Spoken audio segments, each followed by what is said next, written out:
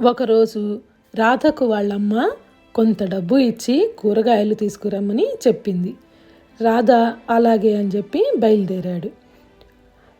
మధ్యలో వాళ్ళ ఫ్రెండ్స్ కనపడంగానే ఆడుకుంటూ ఉన్నారు.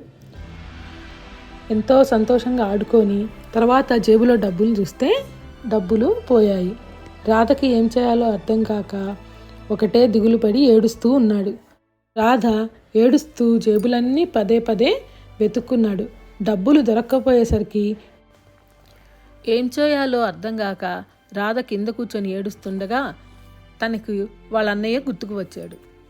రాధ వాళ్ళ అన్న దగ్గరికి ఏడుస్తూ వెళ్ళి జరిగినదంతా చెప్పాడు.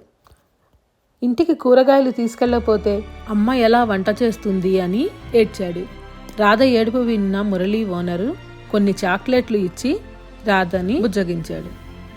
అప్పుడు మురళి వాళ్ళ ఓనర్ని అడిగి కొద్దిగా డబ్బులు తీసుకొని రాధకిచ్చి జాగ్రత్తగా ఈసారైనా కొని తీసుకెళ్ళమన్నాడు. రాధ ఆ డబ్బులతో కూరగాయలు పండ్లు కొని ఇంటికి సంతోషంగా వెళ్ళాడు.